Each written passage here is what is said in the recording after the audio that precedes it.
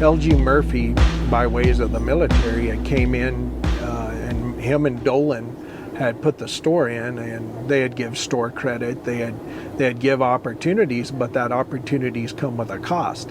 And as you look at that, when Tunstall came in, now you have competition. Now you have a little bit of price cut, and you're going to create conflict there. So I think when he came in with the store being Tunstall, that created and kind of took away a livelihood of Murphy Dolan, and I really think that's one of the big points of this whole Lincoln County War. The room that we're standing in here was the Justice of the Peace office during the Lincoln County War.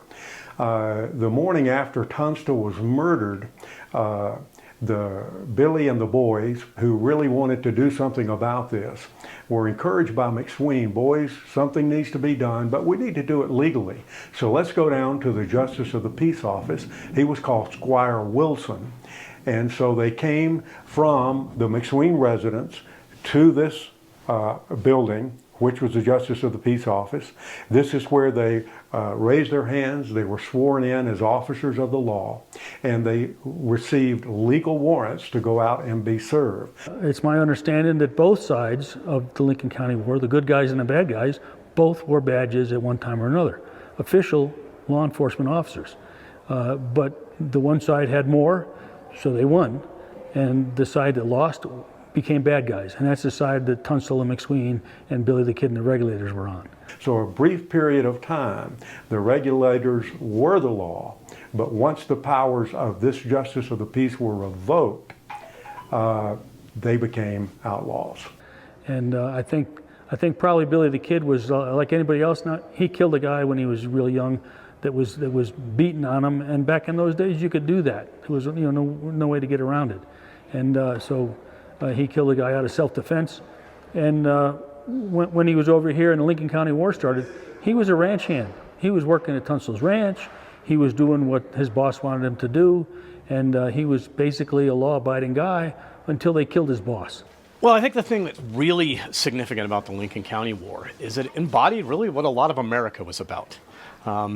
This site, this place, is indicative of what a lot of America was, but at the same time, there were pieces of what was happening nationally. The federal government really was hoping to transfer the land, creating the Republican ideal, if you will, that the East Coast really was about. We take the land, we transfer it over to the people, people thrive and prosper on it. So as people are thriving and prosper, then it becomes private ownership. This was a dream.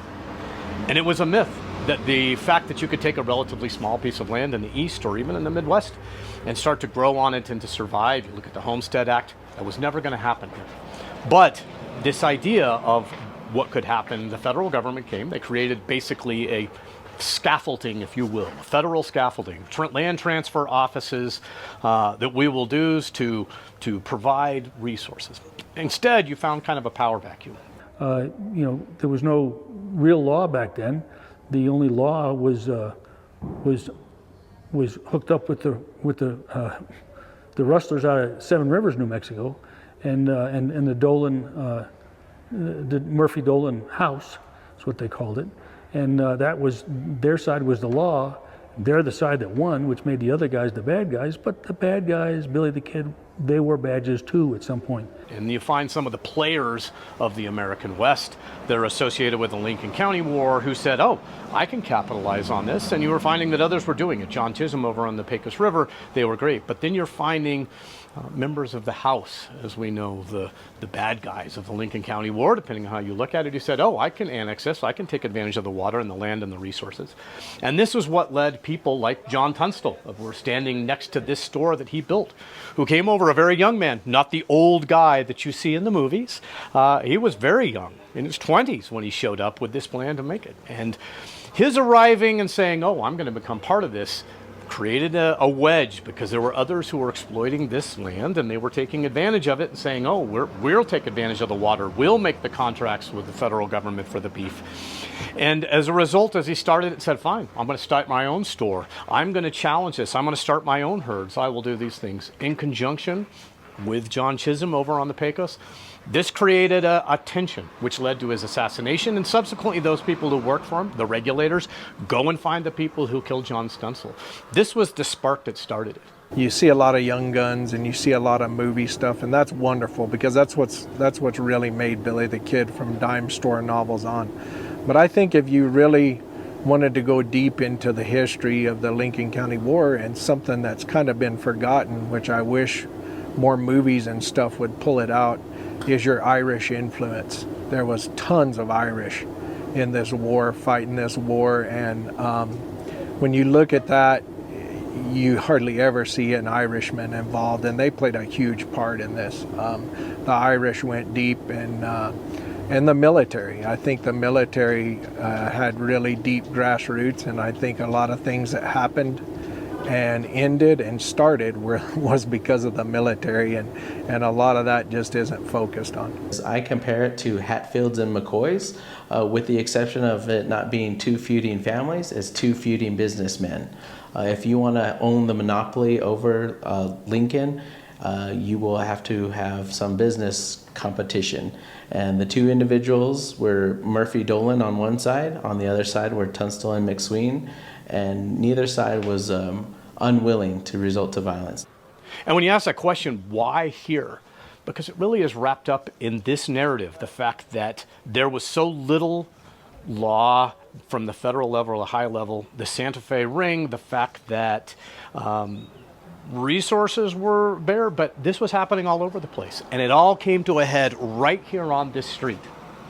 And unlike other places, the class, the conflict, water, resources, the fight, people who were being pushed out, people who were power and control, these were all wrapped up and embodied here in this eruption that became the Lincoln County War and brought attention to the federal government. So when Rutherford B. Hayes, President of the United States, said, "This is the most dangerous street in America," well, when you kill an Englishman and suddenly it gets attention of the English government, why are people dying in the middle of the New Mexico territory? That was why.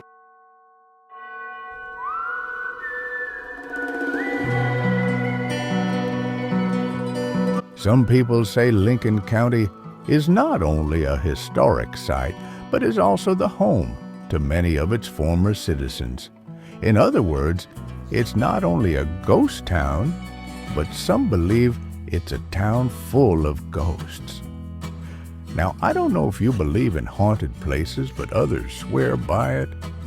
Is Old Lincoln haunted?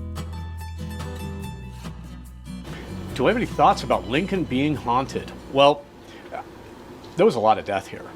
There is a lot that happened along this street. And so much of the myth of the American West, of shootouts, etc., people died here. You're looking at both sides of the house. You're looking at just down the way here where Alexander McSween and his wife and Billy the Kid and many of the regulators were burned out. The movies we see, that happened. Granted, it was an adobe building and not big, and nor did he leap out of a barrel or a trunk, but actually went out the back. But there was a lot of death here. I wouldn't discount it, just because the complexity of this town and the conflict. I can't say whether it's haunted, but certainly if these walls could speak, they would have a lot of stories to tell, no question. So I do believe Lincoln is haunted. I think that if you look at the afterlife, which I believe there is, and you look at a lot of deaths that happened here in Lincoln especially, well, really the whole area in that time frame, you'll see that there was a lot of unfinished business and people died sudden deaths that they never really probably came out of. And I do believe there's a lot of ghosts, and I think they still walk Lincoln streets today, and they're going to have a fun weekend with all these people in town. You know, I tell people this, if you come here looking for ghosts or spirits, the people that come here looking for them usually find them. I live in one of the older houses that we're standing in here in Lincoln, and I've never experienced anything like that. I don't really know how many people might have died in this house over the years, but I'm sure it was probably several. The first legal hanging took place just outside our bedroom window, and I've never had anything wake me up in the middle of the night. I personally have been here for 3 years and I've never experienced anything. However, we do have some events where we host Lincoln After Dark tours, and we have had individuals who profess to have heard doors squeaking. One lady, she was at the top of the courthouse where Billy was held, and she came running down the steps, and she refused to go back up in there. So I guess that's up to you for interpretation.